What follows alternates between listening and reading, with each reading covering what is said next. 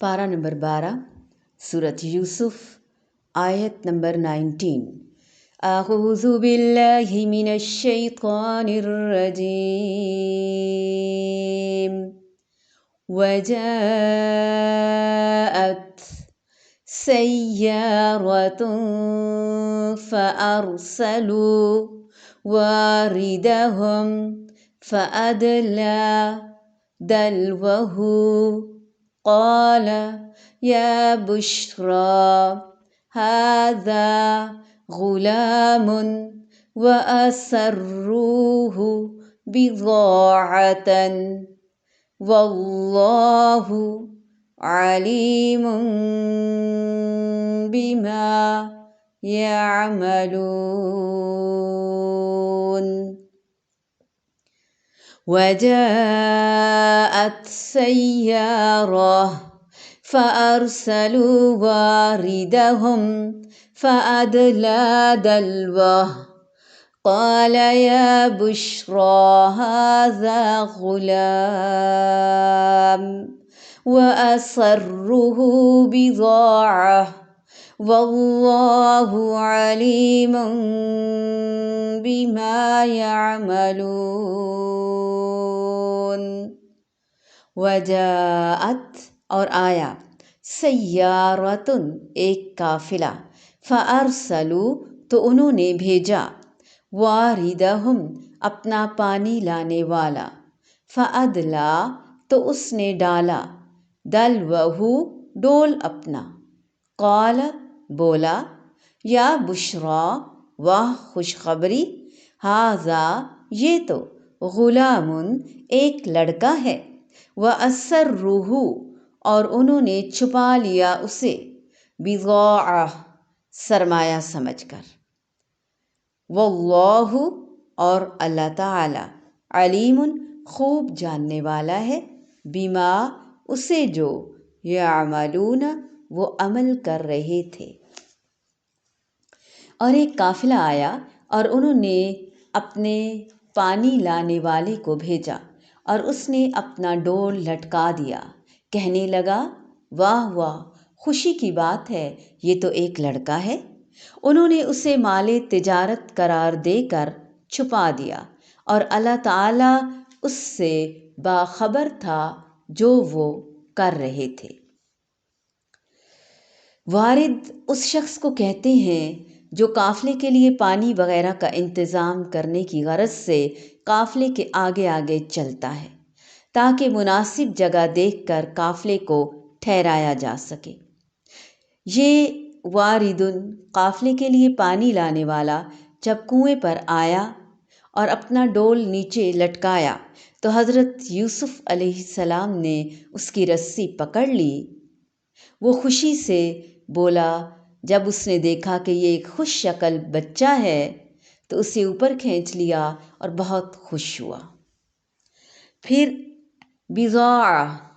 سامان تجارت کو کہتے ہیں، اور پھر اسروہ اس کا فاعل کون ہے، یعنی یوسف علیہ السلام کو سامان تجارت سمجھ کر چھپانے والا وہ قافلہ ہے، ڈول لٹکانے والا ہے، یا یوسف علیہ السلام کے بھائی ہیں کہ وہ بھی تو آس پاس ہی تھے کہ دیکھیں کہ کیا ہوتا ہے، کیا کوئی قافلہ اٹھاتا ہے، کیا مسئلہ ہوتا ہے، روتا ہے بچہ بھائی، یا انہیں یہ تجسس بھی تھا اور یہ فکر بھی تھی کہ کوئی نکال کے اسے باہر نہ لے آئے یا پھر دوبارہ وہ گھر نہ آ جائے۔ اینی ہاؤ، اصل میں بات یہ ہے کہ جب ڈول کے ساتھ یوسف علیہ السلام کنویں سے باہر آئے تو معاملہ جو بھی ہے انہیں وہ اس وقت چونکہ تجارت ہوتی تھی اور تجارت کا سامان سمجھا، یعنی منڈیاں لگتی تھیں انسانوں کی بھی، تو یوسف علیہ السلام کے بھائی تو اپنے تئیں پریشان تھے کہ ہمارے سر سے اترے، ہماری جان چھوٹے، اور اگر تجارت کا سامان سمجھ لیا انہوں نے تو وہ چھپا بھی رہے تھے کہ اصل مالکان نہ آ جائیں، اس کے گھر والے نہ آ جائیں، لیکن انہوں نے بس چھپا کر وہاں سے بھاگنے کی۔ اور پھر یوسف علیہ السلام خود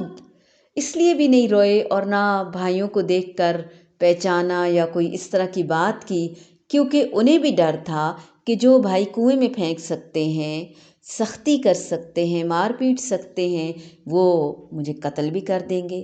اس لیے انہیں اپنا فروخت ہونا ہی پسند آیا۔ انہوں نے اس بات کو تسلیم کر لیا اور اپنے لیے مناسب سمجھا کہ مجھے کوئی غیر بندہ ہی خرید کر لے جائے، شاید میں اس مشکل سے نجات پا لوں۔ چنانچہ اس اہل قافلہ کو خوشخبری سنائی، جس نے نکالا، ڈول پھینکا کہ ایک بچہ فروخت ہو رہا ہے۔ بہرحال اگر سیاق و سباق کے حوالے سے دیکھیں تو اس بات میں بھی ذوف نظر آتا ہے، میل نظر آتا ہے، برخلاف اس کے کہ فاعل جو ہے اور اس کے ساتھیوں کو قرار دیا ہے کہ انہوں نے یہ ظاہر نہیں کیا کہ یہ بچہ کنویں سے نکلا ہے، کیونکہ اس طرح تمام اہل قافلہ اس سامان تجارت میں شریک ہو جاتے، بلکہ اہل قافلے کو انہوں نے جا کر یہ بتلایا کہ کنویں کے مالکوں نے یہ بچہ ان کے سپرد کیا ہے تاکہ اسے وہ مصر میں جا کر بیچ دیں۔ مگر بہرحال قریب ترین بات یہ ہے کہ اہل قافلہ نے بچے کو سامان تجارت قرار دے کر چھپا لیا کہ کہیں اس کے عزیز و اقارب اس کی تلاش میں نہ آ پہنچیں اور یوں لینے کے دینے نہ پڑ جائیں، کیونکہ بچہ ہو پھر کنویں میں سے پایا جائے، اس بات کی علامت ہے کہ وہ کہیں قریب ہی رہنے والا ہے اور کھیلتے کودتے آ گرا ہے۔ دراصل بات یہ ہے کہ اللہ تعالیٰ کا حکم ہی یہی تھا، ہونا ہی یہی تھا۔ حضرت یوسف علیہ السلام کے ساتھ جو کچھ ہو رہا تھا اللہ تعالیٰ کو اس کا خوب علم تھا، لیکن اللہ تعالیٰ نے یہ سب کچھ اس لیے ہونے دیا کہ تقدیر الہی بروئے کار آئے۔ اس کے علاوہ اس میں رسول اللہ صلی اللہ علیہ وآلہ وسلم کے لیے اشارہ ہے،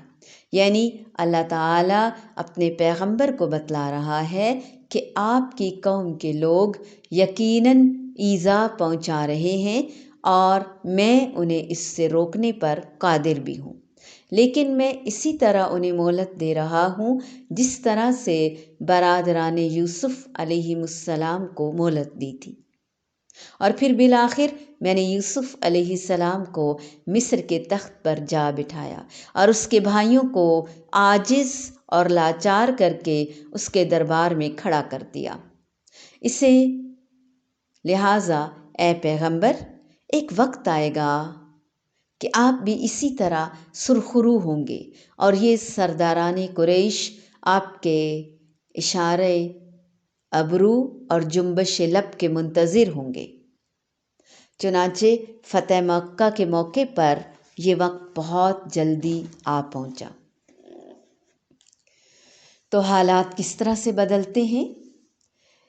کس طرح اللہ تعالیٰ مشکلات کے ساتھ آسانی رکھتا ہے، لیکن انسان